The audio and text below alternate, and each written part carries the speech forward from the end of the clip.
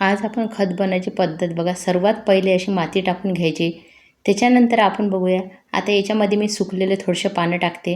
तुम्ही व्हिडिओ पूर्ण बघा, कारण मी इकडे तिकडे जात आहे मला हे सर्व गोष्टी आणायसाठी, आणि तुम्हाला पद्धत व्यवस्थित समजले तुम्ही खत बनवू शकाल सगळेजण. बघा आता हे सुकलेले पानं मी भरपूर गोळा केले. याच्यामध्ये कडुलिंबाचे पानं आहे, आंब्याचे, जे काही तुम्हाला पानं मिळेल. जर नाही मिळाले तर तुम्ही कार्बन म्हणजे काही गोष्टीचा हे पण उपयोग करू शकता, की तुम्ही याच्यामध्ये कार्डबोर्ड वगैरे यूज करू शकता. बघा आता ग्रीन वेस्ट, सुकलेलं वेस्ट झालं की लगेच ग्रीन वेस्ट टाकायचं. ग्रीन वेस्टमध्ये स्वयंपाकघरातील सगळ्या भाजींचे साली येऊ शकतात, झाडांची कटई केलेली पानं पुन्हा येऊ शकतात. मी सविस्तर सांगायचा प्रयत्न करते. बघा याच्यामध्ये तुम्ही एखादी पोळी खराब झाली असेल घरातली, ते पण टाकू शकता. आणि हे टाकल्यावर लगेच याच्यावर झाकण्यासाठी तुम्ही एक लेअर माती, सुकलेले पानं असं थोडं थोडं मध्ये टाकू शकता. मध्ये मध्ये माती टाकल्यामुळे आपलं खत खूप लवकर तयार होण्याच्या प्रक्रिया सुरू होऊन जाते. आणि बघा आता सुकलेलं पानं टाकायचे. मी पहिले सविस्तर सांगते. सर्वात पहिले मी माती टाकली, मातीवर मी थोडे सुकलेले पानं टाकले, त्याच्यानंतर मी ग्रीन वेस्ट टाकलं, परत सुकलेले पानं टाकले, मध्ये थोडीशी माती टाकते. आणि असे पद्धत हे करत जावं लागते आपल्याला खत होईपर्यंत.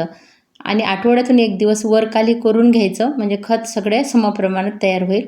नाहीतर खाली तयार होत जाईल, वर सुकलेलं राहील. आणि आता बघा हे सर्व असं छान असं थोडंसं खाली लावून घ्यायचं. आणि मी तुम्हाला हे दाखवण्याचा प्रयत्न करते. याच्यामध्ये जे तुम्ही किडे म्हणाल, जीवजंतू तयार होतात, ते खताची प्रक्रिया तयार करण्यासाठी तयार होतात. त्याच्यामध्ये वेगवेगळे प्रकार असतात, जसे की गांडूळ आहेत आणि मॅगीट असतात एक प्रकारचे, तुम्हाला ते दाखवते. आणि ते खत बनवण्याचं जेव्हा सुरू होते ना, तेव्हा ते व्हाईट कलरमध्ये असतात, नंतर ते ब्लॅक कलरमध्ये तयार होऊन जातात जसे जसे खत तयार व्हायला लागते.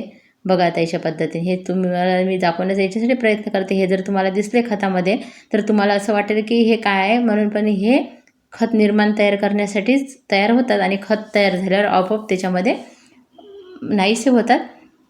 अशा पद्धतीने बघा आता दाखवण्याचा प्रयत्न पुरेपूर करत आहे या व्हिडिओमध्ये. बघा हे आहे आपले गांडूळचे प्रकार आहे. बघा हे आहे मॅगीट, आणि असे तुम्हाला भरपूर असे दिसत असेल, कारण हे खत तयार करण्यासाठीच तयार होतात.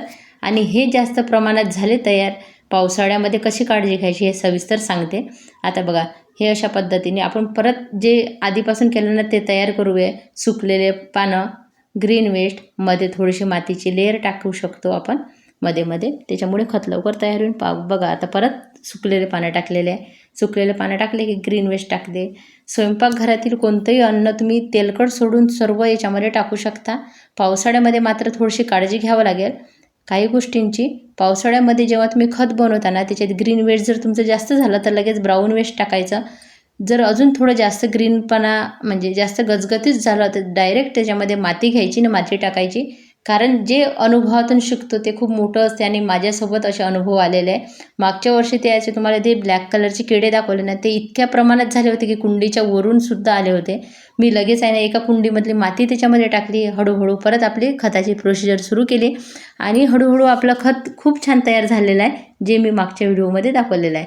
अशा पद्धतीने घाबरू नका, बरोबर नियोजन करा. सुकलेले वेस्ट टाकलं की तुम्ही त्याच्यामध्ये ग्रीन वेस्ट टाका. ग्रीन वेस्ट टाकलं की थोडी मातीची लेअर, परत सुकलेले वेस्ट टाका. असं पद्धत करत गेल्यामुळे मध्ये मध्ये तुम्ही याच्यामध्ये जर तुम्हाला खूप कोरडं झालं ना तर खत तयार होणार नाही, कारण त्याच्यामध्ये जे जीवाणू तयार होतात त्याला थोडंसं ओलावं पाहिजे. त्याच्यामुळे तुम्ही मध्ये मध्ये याच्यावर पाणी शिंपडू शकता.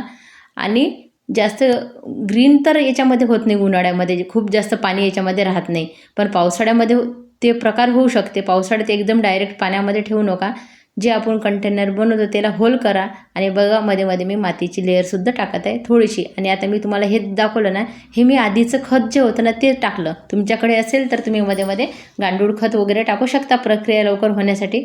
बघा आता याच्यामध्ये थोडासा भात खराब झाला होता किंवा पोळी खराब झाली होती, ते सुद्धा मी टाकलं. आणि असं खत तयार केल्यामुळे आपण कचऱ्याचं नियोजन करतो निसर्गासाठी.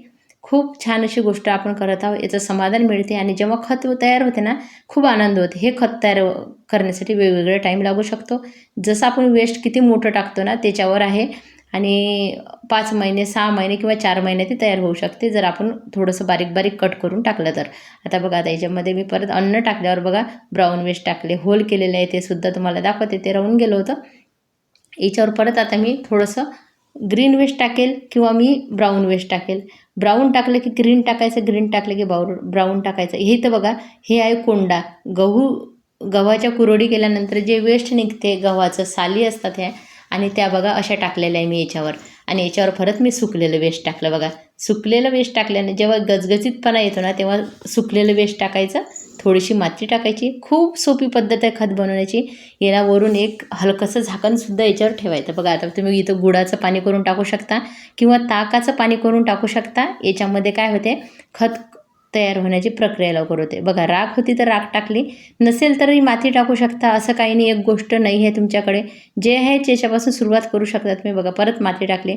कोणी ब्राऊन वेस्ट म्हणून कोकोपीटचा सुद्धा उपयोग करते, पण आपल्याकडे ते महागात पडते.